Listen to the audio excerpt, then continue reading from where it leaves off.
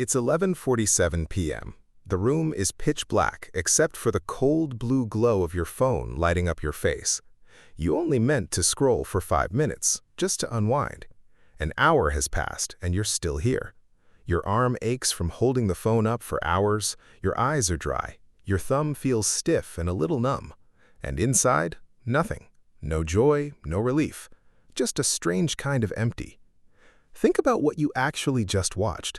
A stranger's drama, an argument you have no stake in, an ad you didn't ask for, a stream of lives that have nothing to do with yours. You can't remember a single post. Not one of them made you feel better. And yet your thumb just kept moving. So let me ask you the question that actually matters. If none of this is fun anymore, why can't you put it down? Stop blaming your willpower. This was never a discipline problem. It's a trap. Engineered, tested, and deployed to billions of smartphones worldwide. Here are the numbers. There are 5.8 billion social media users on the planet right now, and the average person spends 2 hours and 41 minutes a day mindlessly scrolling. Most people shrug that off. It's just my phone, I'm just killing time. But add it up, all of that scrolling across every human on Earth for just one single day comes out to 1.72 million years. To put that in perspective, modern humans have only existed for about 300,000 years. We're burning through 6 times that every single day. So here's the truth nobody tells you. You're not staying up late because you're weak or lazy. The exact same addictive algorithm has been installed on billions of phones, and it's working on all of us at once. You lie there feeling guilty, feeling like you're the only one who can't get it together, but everyone else is caught in the same cage. We're not doing productivity tips today. We're going to take this thing apart piece by piece and show you exactly how it's built. And by the end, I'll give you a way out that doesn't rely on willpower at all. Understand this once, and no app will ever hijack your evening again. Let's start with the biggest misconception out there. I scroll because it makes me happy. It doesn't. Pleasure isn't what hooks you, uncertainty is. Neuroscience figured this out decades ago. Your brain runs on 2 separate reward systems. One is liking. You watch something funny, you get a small hit of pleasure, and it fades almost instantly. The other is wanting, the quiet conviction that the next thing will be better. It's why the best part of ordering food isn't eating it, it's waiting for the delivery. It's why a mystery box is exciting before you open it, not after. Scrolling runs on the exact same wiring. It's never the boring clip in front of you that keeps you there. It's the whisper underneath it. Maybe the next one will be different. Maybe the next video gets what I'm going through. Maybe the next post finally explains why today felt so off. The whole machine runs on one word: maybe. Platforms don't sell you pleasure. They sell you hope. And the emptier you feel after scrolling, the more obvious it becomes. You weren't chasing entertainment. You were chasing a relief that was never coming. You probably look at people with more self-control and think, why am I the only one who can't do this? Here's the uncomfortable answer.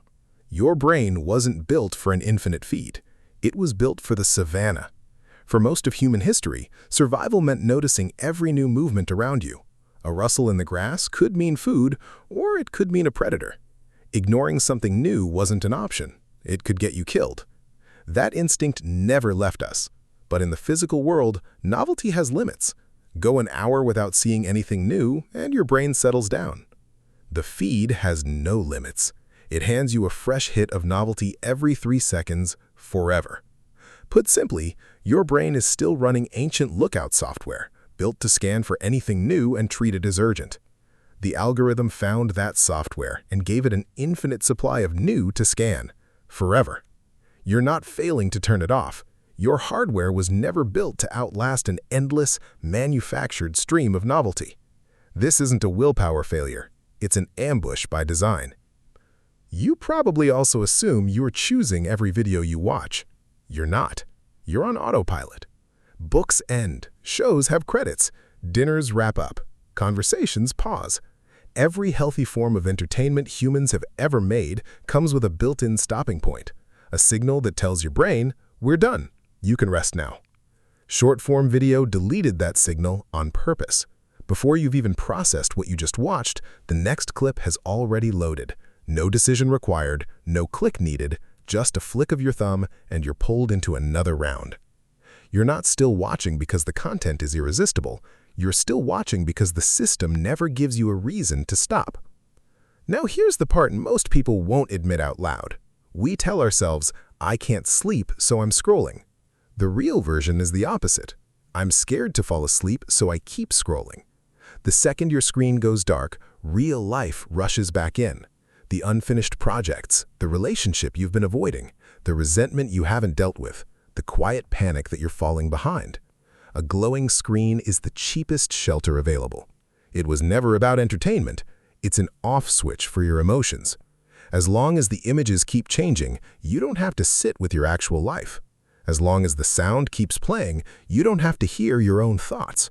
As long as the screen stays lit, tomorrow's problems can wait 5 more minutes. People scroll deep into the night for one simple reason. They're afraid of being alone with themselves, even for a second. Here's something the platforms will never say out loud. They don't curate content to make you happy. They never did. What they need is your attention, and happiness is terrible at holding it. Joy fades fast. Anger, envy, anxiety, outrage, those keep you glued to the screen. So what you're actually being fed is a carefully balanced emotional cocktail.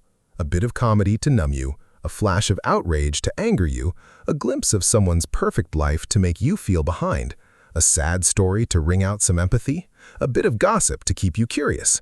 Whether you laugh or spiral, whether you smile or seethe, it doesn't matter to the algorithm. To you, it just leaves you drained. To the system, the second your emotions move, you've become valuable. It mines your nervous system to sell ad space, and it does not care whether you sleep tonight. So why can you resist this during the day, but lose completely at night? It's not that you get lazier after sunset. Your brain literally changes hands. During the day, your prefrontal cortex is driving, the part that handles logic, restraint, and long-term thinking. It knows when to stop. At night, that part of your brain is exhausted and quietly checks out, handing the wheel to the older, more impulsive part of your brain. Right when that happens, your mental brakes go soft. Scrolling in bed at midnight is basically driving downhill with worn-out brakes. The system is overheating, and you genuinely don't have the hardware left to fight it. Blaming yourself for late-night scrolling might be the most unfair thing you do to yourself all day. And here's the damage most people never see coming. It's not just the lost hour of sleep. The real cost is that your brain quietly resets what counts as interesting. Once it gets used to a fresh hit of dopamine every 3 seconds, everything slower starts to feel unbearable. A book feels like a chore. A quiet meal feels uncomfortable. A slow conversation feels awkward. Ordinary life starts to feel flat and gray. You become restless, distracted, impatient, and your ability to enjoy the small, quiet moments of your own life drops to almost nothing. The phone isn't just taking your time, it's taking your ability to actually feel a peaceful life when you have one. So, let's clear up the biggest myth right now. Breaking this habit has nothing to do with willpower. Willpower is the weakest tool you own. By the time the urge hits, it's already lost. The only thing that actually works is friction. You don't need to delete the apps. You don't need to white-knuckle your way through it. You just need to change a few small mechanics.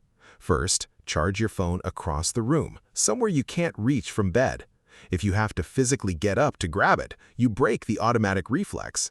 Second, turn off autoplay wherever you can. Force your brain to click for the next video instead of sliding into it. Third, kill your notification badges. No bait. Fourth, switch your phone to grayscale at night. It strips out a surprising amount of the visual pull. And fifth, the next time you feel the urge to open the app, give yourself 3 seconds and ask one question. Am I looking for something good, or am I running from something I don't want to feel? That 3-second pause is your exit door. Friction buys your brain 1 second of awareness, and that 1 second is exactly where change starts. So here's what I want you to take away from this. The next video isn't going to fix the empty feeling. No amount of scrolling can fill a hole that was never about content in the first place. Right now, billions of people are lying in the dark, each one alone in their own room, each screen lighting up a different face, but it's the same glow, the same emptiness, repeated billions of times over. You don't need to punish yourself for this. You just need to see the machine for what it is. So tonight, skip just one swipe and take the wheel back.